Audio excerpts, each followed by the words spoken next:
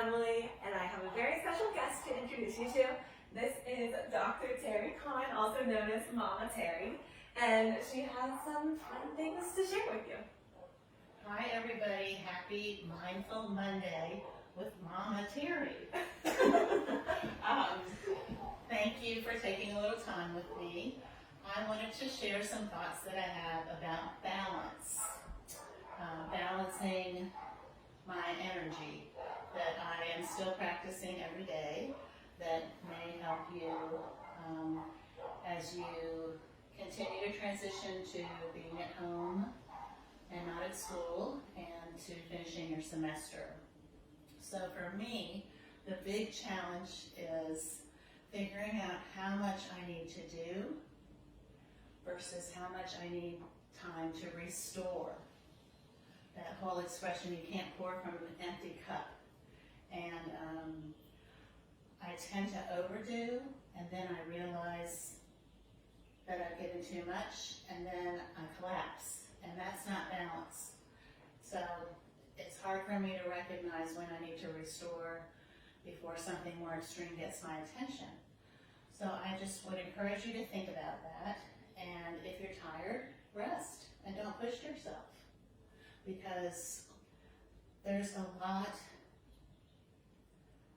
that's taking our energy right now. A lot of fear, uncertainty, worry, disruption, and a lot of good things too, like having your adult daughter at home. But also adjusting to disappointments and the change in routine and regulating to different people's schedules and having all those people around. So if you're feeling tired, or if you're feeling like you're not accomplishing as much as you think you should do, try to be more compassionate with yourself. Do I sound like Emily? Yeah. She learned it from the best. We both practice it together. So recently I have had some lower back pain, and I was frustrated because I couldn't exercise as much as I wanted to, and I kept pushing it. And it wasn't until this past weekend where I was forced to really be flat on my back and in tears with pain that I realized that what's going on physiologically, that I have some compressed discs in my lower back, and that was causing the pain in my shin, even though that's not usually where I feel it.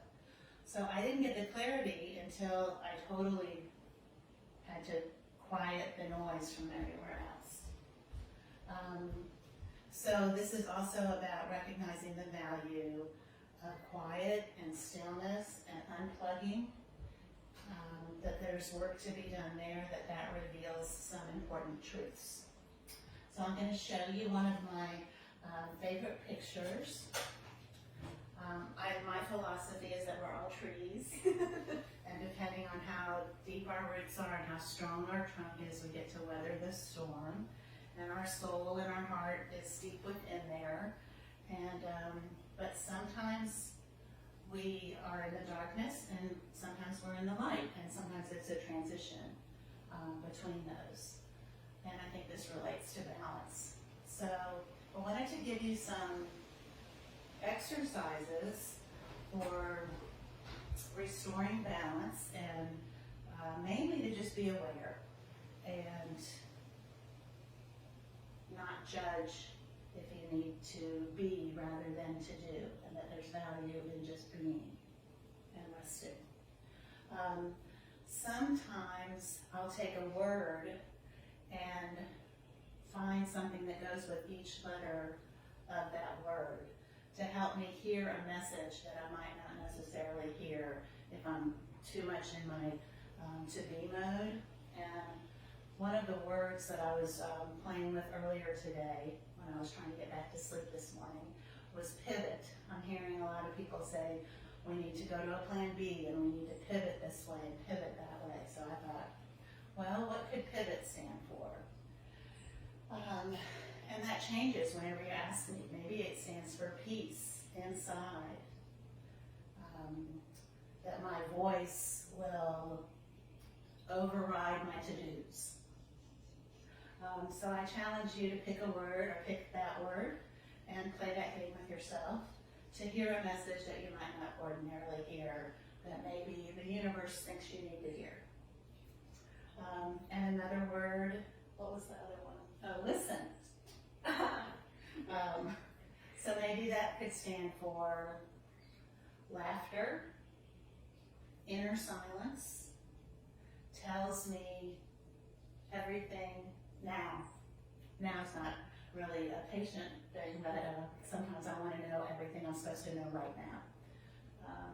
Balance is another good word to play with. So I challenge you, pick a word, share it with other people, keep it to yourself, challenge other people to give you an acronym that goes with your word.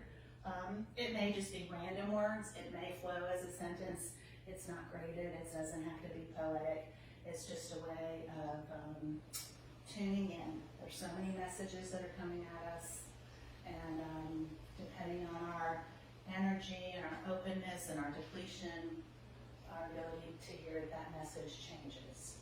And another word that just came to mind is clarity. That's a good one to play with too. So that's what I've got. And thanks for spending a few minutes with me. Happy Monday.